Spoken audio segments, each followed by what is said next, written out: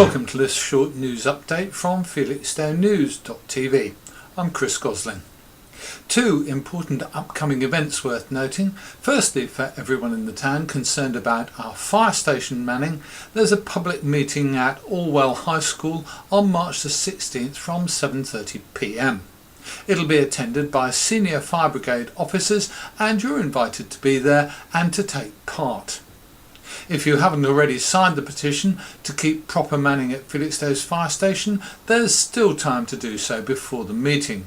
You can sign up by going into the Evening Stars offices in Hamilton Road and joining the nearly 1,600 people who've already made their mark. It's a big number perhaps, but still less than 10% of the town's 30,000 residents. Local residents also had the opportunity to inspect the new plans for the central seafront sea defences from the War Memorial to Jacob's Ladder.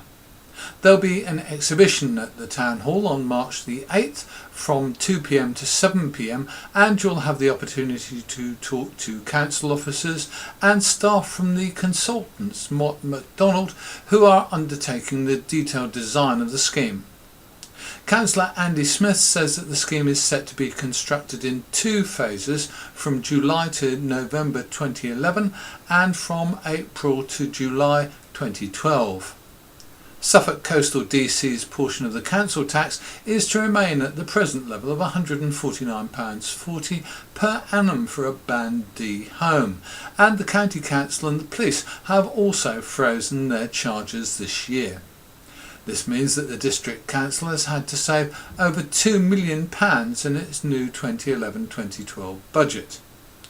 The Band D charge for a Suffolk coastal home is made up of £149.40 for the Suffolk Coastal District Council, £160.74 for the police and £1,126.53 for Suffolk County Council, giving a total of £1,436.07.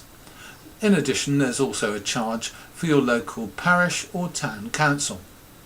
To round off this news update, we're meeting Suffolk Constabulary's Inspector Mark Northcott. He's one of Suffolk's specials. That's the special constables who work with the police on a part-time voluntary basis. Probably it was a friend of mine who was a special at the time. He talked to me about it and I thought that's something I'd be interested in. I was possibly thinking about becoming a regular police officer. It's a good way of seeing what it's all about. So I applied, joined, and as it turned out I decided I wouldn't become a regular police officer. I did a job that I enjoyed anyway, and so I decided to stay as a special really, and I've been doing it. Still doing it, so there must be something about it. I mean, I imagine that being a policeman anyway is a kind of addictive job, isn't it? It can be, yes. You can get the adrenaline rush. Obviously, you do, go to certain incidents that you get your heart pounding a bit before you get there. You never know what you're walking into, what to expect. So yeah, from that aspect, it gives you. You also get to see a different side of life, I think, that you don't see normally. Good or bad?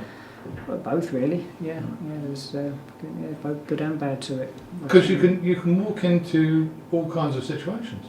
You can, oh yes, yeah. As I say, you more often than not, you really don't know what you're going to. You obviously get basic information when you're asked to attend an incident, but everything's different. No 2 days or events are ever the same. So it's a lot of variety, should we say? Yes, yeah. When you do this job, I mean, you've got a group of guys working for you who are all special officers, or special constables, and they come from, I imagine, from a very wide and diverse background. Oh, they do, yes. I think that's something that the specials can bring to the police force in general, because, as I say, we work in all sorts of jobs. I work for Toshiba. I'm a service engineer. I'm on the road all day. Mm-hmm. Various roles. I think that's the strength in a way of the special constabulary. You can bring new ideas, new ways of looking at things. When you look at what you do in relationship to the full-time police force, how is your relationship with them? Do you actually do you fill the gaps, or what do you do? Tell me how. I suppose we do to a certain extent, yeah. I mean, our role and my role as a special, as I've always seen it, is to supplement the police force. We're not here to replace the regular police force, we're here to supplement and to help. So we come on, we obviously increase the numbers. Friday, Saturday nights is a prime time for when specials tend to come on duty, because obviously that's when more's happening, that's when we're needed, but also we get something back out of it because there's more happening ourselves to get involved with. But yeah, we're there to supplement and just help really, and do whatever we can to bolster the numbers really. And we obviously do. We're more and more, as time's moved on, we've become more and more independent. So we now do patrols a lot more on our own. We always had done in the past, but more and more now. 2 specials may come on and go out in a police car together. We can drive police vehicles, marked vehicles. Some officers are allowed to use the blue lights now if they're trained. Same training as a regular. Yeah. But yeah, now we do a lot now. A lot of officers that apply to become specials, admittedly, are looking at becoming regular officers. Right. And it's a way, I think, of either maybe tried to become a regular officer, and if for any reason they fail the process, they are often told to become a special, a way of getting additional knowledge and building confidence really. It might be a confidence issue perhaps. Also specials I think join because they want to become regulars, but they think rather than going through the process they want to see what it's like first. And we do have specials who do join obviously because they have no intention of becoming a regular officer. They don't want to do the job, or maybe we have some that have got quite well paid jobs to be honest, and they can't afford to not do that. So why they join, I suppose again is let's go back to what I said earlier really. They just want to maybe help their community. So if someone is thinking about it, where do they make a start? The first start would be to contact headquarters at Martlesham. We have a gentleman there called Mick Mann who deals with all the specials recruitment. You have to now attend a information evening.